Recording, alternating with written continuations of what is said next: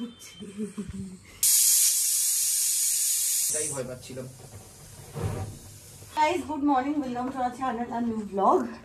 তো সকাল সকাল উঠে আমি রান্না তোরজোর, এই যে সকাল, একে বলে সকাল। ও সকাল সকাল উঠে আমি রান্না তোরজোর শুরু করেছি, কারণ আজকে আমাকে পুরানা কিল্লাতে যেতেই হবে। হ্যাঁ, আজকে ওকে ডেকে পাঠিয়েছে কালকে স্বপ্নে। হ্যাঁ, যেতেই হবে।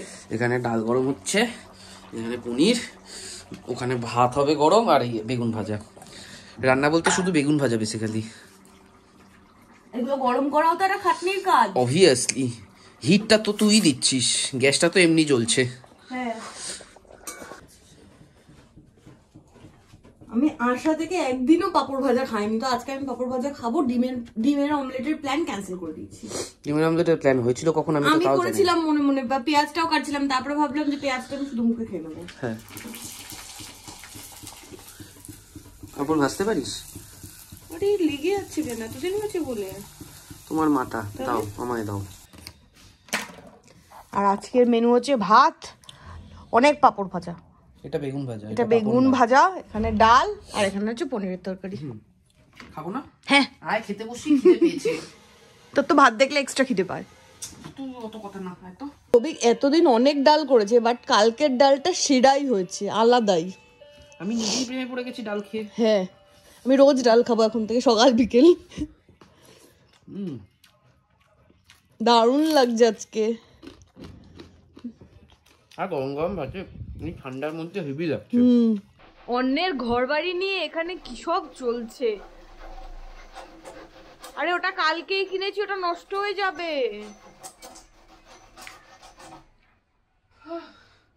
আটকাবে এবারে দরজা।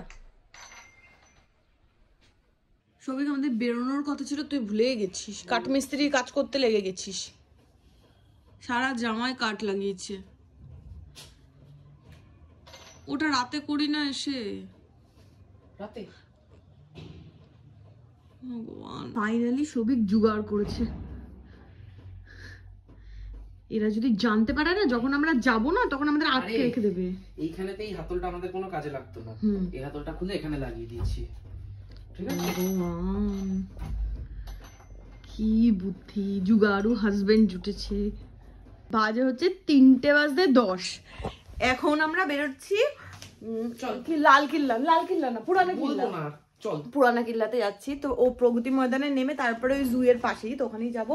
ওটা ঘুরে ফিরে সুপ্রিম কোর্টে। হ্যাঁ, সুপ্রিম কোর্ট জুয়ের পাশেই তো। তো ফেরার সময় ওখানে একটা কি কোথায় একটা কি ফেয়ারটার নাম্বার, আত্মনির্ভর মেলা। আত্মনির্ভর মেলাতে যাবো। আমি একটু বাথরুমে ছিলাম বলে আমাকে কত 45 মিনিট বাথরুমে ছিলি। বাথরুমে যখন ছিলাম তখন বললো 15 মিনিট হয়ে গেছে, বেরিয়ে আসলাম সাথে সাথে বললো আধা ঘন্টা। এখন বলছে 45 মিনিট। ঢোক মারে। প্রায় 1 বছর হতে চললো দিল্লিতে রয়েছি, বাট এখানের কালচার সত্যি মানে বুঝেই উঠতে পারি না যে এরা কোন কালচারে এরা বিলং করে। কোনো কালচারই থাকে। মেট্রোতে নামা নিয়েও স্ট্রাগল করতে হবে। সামনে যারা থাকে তারা অদ্ভুতভাবে দরজার সামনে কিছু লোক দাঁড়িয়ে থাকে। মেট্রোর দরজার সামনে কেন দাঁড়িয়ে থাকে? সেই অসাধারণ খাবারের জায়গা। খাবি? তোর কিন্তু হালকা খিদে পেয়েছে। একটু খিদে পাইনি। আজকে আগের দিনের থেকেও বেশি ভিড়। আগের দিন লেট করে এসেছিলাম, তখন ভিড়টা কমে গেছিল। এটা হচ্ছে জুয়ের গেট, আর এইটা হচ্ছে সোজা হচ্ছে পুরানা কিল্লা।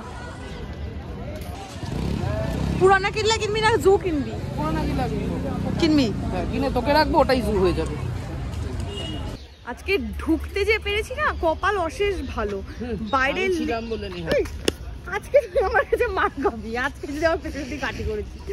লিটারালি স্ট্রাগল করতে হয়েছে, এর কাছ থেকে টাকা ওর কাছ থেকে টাকা চেয়ে তারপর ঢুকেছি। 5 টাকা চেয়ে বেড়াচ্ছি, বলছে না পেটিএমও করতে হবে না, আপনি 5 টাকা দিয়ে দিন। তো যাই হোক, ফাইনালি ঢুকতে পেরেছি। গোটা দিল্লি ক্যাশলেস হয়ে গেছে, এরা এখনো ক্যাশ ছাড়া নিচ্ছে না। আর পূজার কাছে যতক্ষণ ক্যাশ থাকে, পূজা কি করে সেটাকে খরচা করবে বুঝে পায় না।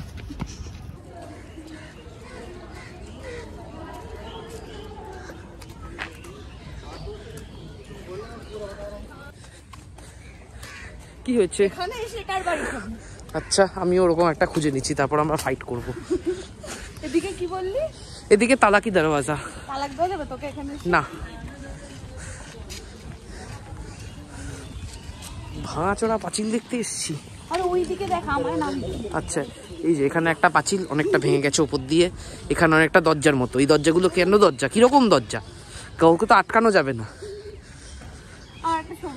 আচ্ছা, দরজায় দাঁড়িয়ে ঠিকই আছে, যেভাবে 5 টাকা হবে 5 টাকা হবে করছিলি, দরজায় দাঁড়িয়ে ছবি তুলতে হবে। একটা কোশ্চেন আছে, ছবিটা ওইখানে গু আছে, উইথ গু তুলবো না উইদাউট গু তুলবো? আচ্ছা, জাস্ট একটা প্রশ্ন আছে, ওইখানে গু আছে, উইথ গু তুলবো না উইদাউট গু তুলবো? এগুলোর ভেতরে ভেতরে যাওয়ার কোনো উপায় নেই, সব অফিস বানিয়ে ফেলেছে। হ্যাঁ, জায়গায় জায়গায় এসিও লাগিয়ে রেখেছে, ঠিক আছে, টোটাল কেল্লায় অফিস। অ্যাকচুয়ালি মানে ভেতরে ইন্টেরিয়র দেখার কোনো ইয়ে নেই, বাইরে দিয়েই যা তুমি দেখো। হ্যাঁ, মানে বেসিক্যালি দেওয়াল দেখতে থাকো।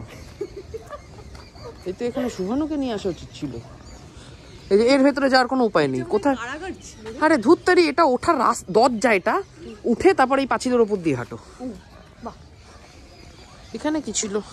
কিছু একটা ছিল। এখানেও একটা গাইড থাকতো, গাইড থাকলে দেখতি কত রকমের গল্প বলতো, কত রকমের, যে গল্প ইতিহাসের বইতে কোথাও নেই। বাট ভালো লাগে ওগুলো, এন্টারটেইনমেন্টের দিয়ে। আগের দিন জুয়ের ওখানে ক্যান্টিন ছিল না, সবিক মাথা খারাপ করে দিয়েছিল। আজকে এই পেছনের দিকে ক্যান্টিন আছে, বাট ও খাবে না।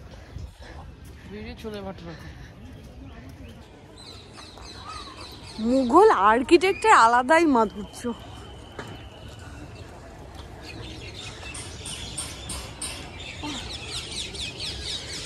সেই জন্য আমি যখন রাজা ছিলাম তখন ভাবি এগুলোকে অত গুরুত্ব দিই, এটাই তো নর্মাল। তখন কি জানতাম পরের জন্য এসব দেখে আমি আমার জিনিস দেখে তোফা টোফা করবো।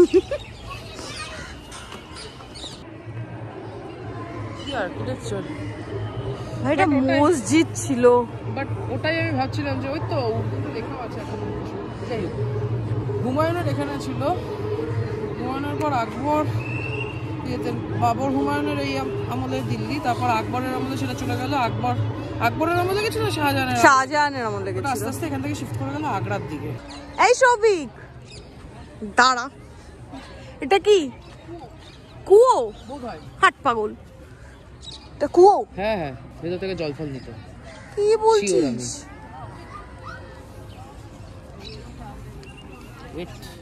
বলে দিচ্ছি। হ্যাঁ,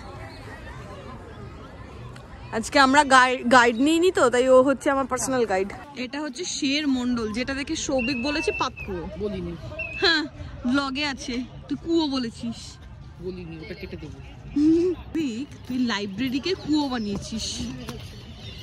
আমি জ্ঞানের কুয়ো বলতে চাই। জ্ঞানের কুয়ো, কি কিউট লাইব্রেরিটা। আমার এই সাইজের একটা লাইব্রেরি লাগবে। লাস্ট কোনো একটা দরজা, এটা শিওর আমি হুমায়ুন দরজা। হুমায়ুন দরজা? এটা আমি শিওর। দেখা যাক লেখা কোথায় আছে। 100% শিওর। যেখানে লেখা আছে দেখ, লেখা আছে দেখ, হুমায়ুন দরওয়াজা। আমি সব জানি। হ্যাঁ, এই গাছটায় সামনে অসংখ্য টিয়া। অসংখ্য না, এই গাছটা অসংখ্য। এটা না, এটাই ওই যে হাত দিয়ে উঁকি মারছে, ওই দেখ ওখানে বসে। একটু দেখো ওই এই যে এই দিকটা। আরে এই তো হয়েছে, হয়েছে, ওই যে আরো আছে। ওরা হয়ে গেছে, আর সৌভিকের খিদে পেয়ে গেছে ছোলে ভাটুরের। তো এইখান থেকে সৌভিক নিয়েছি হচ্ছে ছোলে ভাটুরে, আর আমি ওই দোকান থেকে অমলেটের অর্ডার করেছি। ছোলে ভাটুরে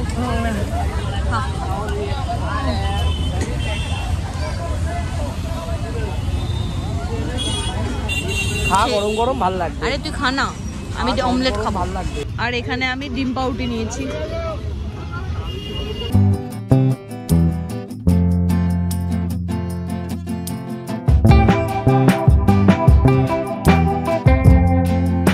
বাড়ি তো ফিরছিলাম, বাড়ি ফেরার পথে হঠাৎ করে আইএনএ মার্কেটের ওখানে যখন মেট্রোটা ঢুকছে, তখন আমরা এইমাত্র ডিসাইড করলাম যে আমরা একবার ফ্রাইড রাইসে একটু চিংড়ি দেওয়া যেতে পারে।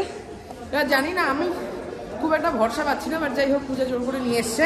আইএনএ মার্কেটে এখন দেখবো চিংড়ি দেখবো, আর একটু যদি কাতলা পাই। হ্যাঁ, পূজা একটু মাছ করছিল 2-3 দিন ধরে, ঠিক আছে দেখে।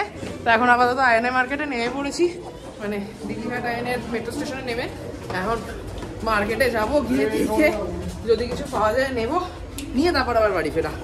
ওইখান থেকে চিংড়ি ফাইনালি পছন্দ হয়েছে, আর ওখানে একটা পিস কাতলারও ছিল, তো ওটাও নেওয়া হয়েছে।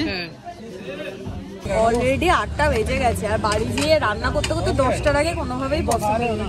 যাওয়ার সময় কি খাবো আমি আর শুধু অনেকক্ষণ ধরেই ভাবছিলাম, তো এখানে ডিম আছে, ডিম খেয়ে বাড়ি যাবো। হ্যাঁ, ডিম একটা জিনিস আমার আর ওর পছন্দ না। হ্যাঁ, ডিম একটা বলেছি, ওই डबल ডিমের उबले हुए 2 कर दीजिए और 2 हाफ फ्राई कर दीजिए। এই যে এখানে সেদ্ধ ডিম ভাজিয়ে নিয়েছি। এটাই তো পিকটি স্যার আমাকে খাইছিল। হ্যাঁ, স্পেশাল বলে। এই ভগবান,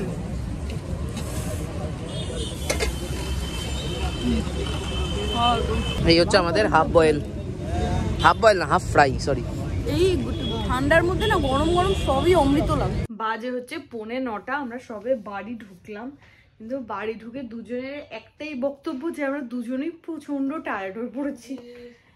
উফ, কি করবি, রান্না বান্না বাদ দিবি?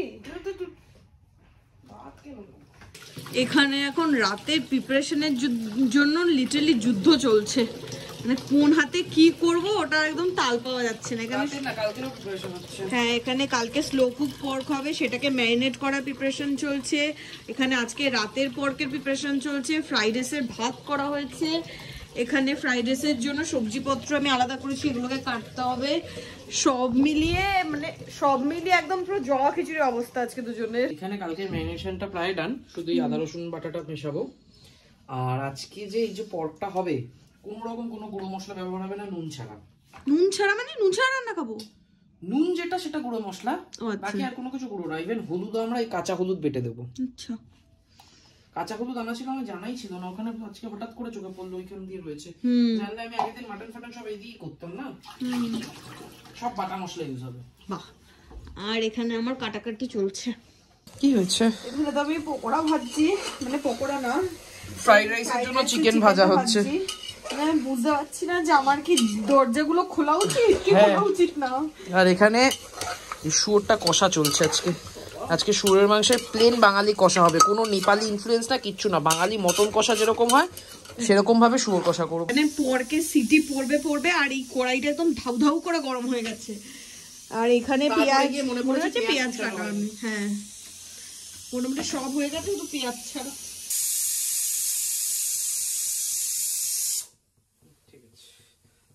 ডিসকালারেশন দেখে আশা করি বোঝা যাচ্ছে ব্যাপারটা কতটা গরম। হ্যাঁ, দুম করে না আগুন ওরে ছাতা, এটাই ভয় পাচ্ছিলাম। এরকম আগুন ধরে গেলে কি করতে হয়? জল দিয়ে দে। আগে তোমার মাথা জাস্ট ঢাকা দিয়ে দাও। ও মা গো মা, মোটামুটি ভয় চোটে ছেড়ে পালিয়ে গেছে। হ্যাঁ প্রচুর। ঠিক আছে,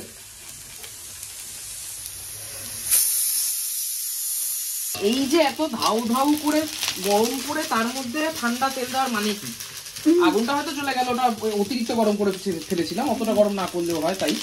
কিন্তু এটার কারণ হচ্ছে, বড় বিরক্ত করছে তো আমাকে, এর কারণ হচ্ছে এতে পুরো জিনিসটা ননস্টিক হয়ে যায়, গায়ে আর কিছু আটকাবে না। যাই হোক, রসুনটা দিয়েছি, রসুনটা একটু ভাজা ভাজা হয়ে যাবে। আদাটা একসাথে দিয়ে দিলাম ঠিকই, বাট পরে দিলেও বেটার হয়। আর গাজরটাও দিয়ে দেবো, গাজর একটু বড় বড়ই কাটা হয়েছে আজকে। আর আরেকটা জিনিস, ফ্রাইড রাইস করার সময় কখনো ভুল করেও সবজির মধ্যে সয়া সস না, সবজির পুরো ভাইব্রেন্ট কালারটা কড়াইতে মারা যাবে। হ্যাঁ, এখানে একটা যুদ্ধ শেষ হলো। বাজে হচ্ছে 11:10। এটা হচ্ছে দুজনের মিলিত প্রয়াসে 11:10 আমরা শেষ করতে পেরেছি। আর মোটামুটি আমার অবস্থা খারাপ। এখানে হচ্ছে আমাদের কষা পর্ক রেডি। আহা, চাইনিজ ফ্রাইড রাইস সাথে বাঙালি কষা, রেড মিট কষা। এটা দেবো পর্ক? আমাকে এক পিস কমিয়ে নিলে ভালো হতো। খেয়ে দেখি ব্যাপারটা। হ্যাঁ, পর্কটা খাই আগে। দারুণ হচ্ছে, মাটন গন্ধ বেরোচ্ছে।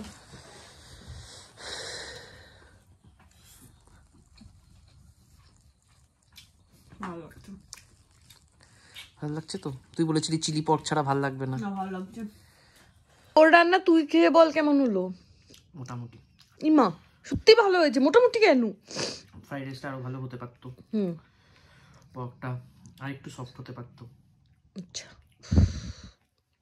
টিপিক্যাল ক্রিটিসাইজ করার মাস্টার। আমার কতদিনের একটা মনে সুপ্ত বাসনা ছিল আমি খাট ঝাড়বো। এনিওয়ে, আজকে আমার দায়িত্ব শেষ করার। ব্লগ এখানেই শেষ হচ্ছে। আমরা এবার শুতে যাব, শুয়ে 29 খেলবো। হ্যাঁ, ওদিক থেকে 11:30 বাজতে চললো। অনির্বাণের টাইম হয়ে গেছে। অনির্বাণ আজকে 11:30 জয়েন করবে, কালকে সকালে আবার অফিস। এটা বাজে কথা আসছিল, বললাম না। যাই হোক, তো কালকের জন্য এখানে টিফিনে সব ওই ফ্রাইড রাইস, শুয়োর টোর সব রেডি করে রাখা হয়েছে।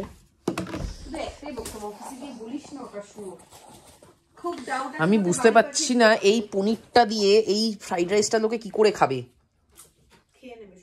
ঠিক আছে, যাই হোক, তো আজকের মতো এখানেই শেষ। দেখা হবে তোমাদের সাথে নেক্সট ব্লগে। Till then tata.